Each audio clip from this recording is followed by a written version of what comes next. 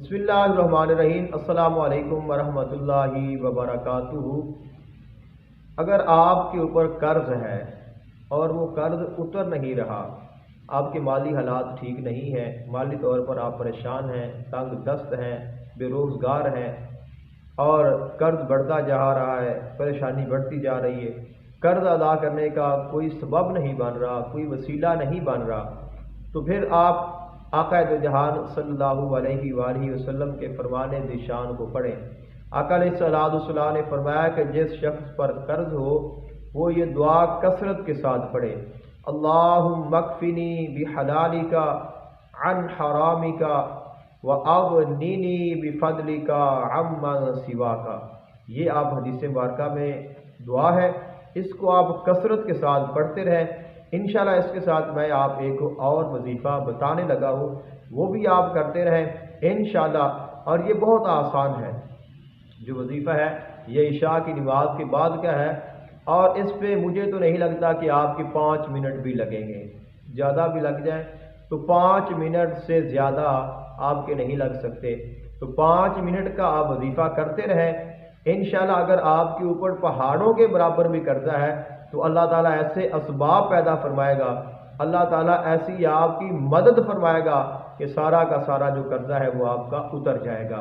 तो वो क्या है, अल्लाह ताला की शान है कि वो मुसब्बिबुल असबाब है, वो असबाब को बनाने वाला है। और फिर ये दुनिया है, इसको आलम असबाब कहा जाता है कि ये असबाब का जहान है।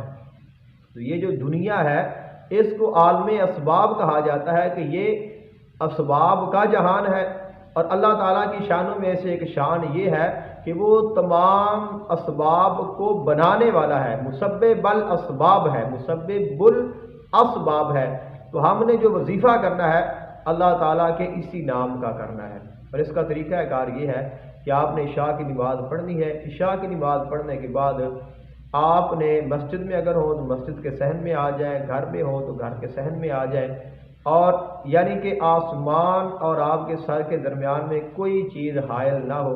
यहाँ तक कि अगर आपने इमामा पहनते हैं तो अपना इमामा उतार कर एक जगह पे रख दें, अगर टोपी पहनते हैं तो वो भी उतार लें, और अपने सर को आपने बरहना कर लेना है कि आसमान और आपके सर के दरमियान में कोई पर्दा ना हो। आपने बैठ जाना है। अव्वल और आखिर आपने 11-11 मरतबा दुरूद इब्राहीम पढ़ देना है, और उसके बाद आपने 500 मरतबा या मुसब्बिबल असबाबी या मुसब्बिबल असबाबी या मुसब्बिबल असबाबी या मुसब्बिबल असबाबी या मुसब्बिबल असबाबी ये पढ़ना है।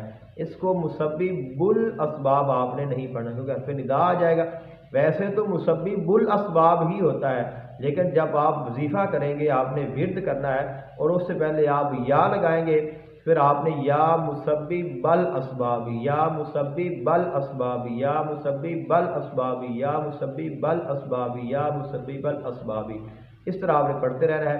500 मरतबा पढ़ने के बाद फिर आपने 11 मरतबा दुरूद इब्राहीम पढ़ लेना है। उसके बाद आपने दुआ करनी है, और ये वजीफ़ा आप करते रहें।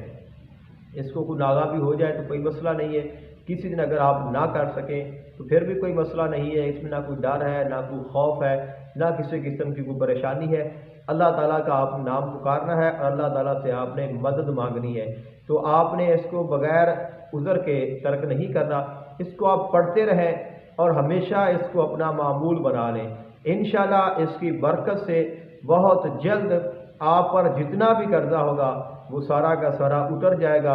और अगर आपके पास टाइम हो तो हर रोज़ इशा की नमाज के बाद एक मरतबा सूरह वाक़िया भी ज़रूर पढ़ा करें, क्योंकि इसके मुतल्लिक़ भी आका अलैहिस्सलाम का फरमान है कि जो शख्स इशा की नमाज के बाद, यानी कि रात को मगरिब के बाद ही आप पढ़ सकते हैं, सूरज के गुरूब होने के बाद कभी भी इसको पढ़ा जा सकता है, मगरिब के बाद या इशा के बाद। तो फरमाया कि जो इसको पढ़ता है अल्लाह ताला उसको गनी कर देता है।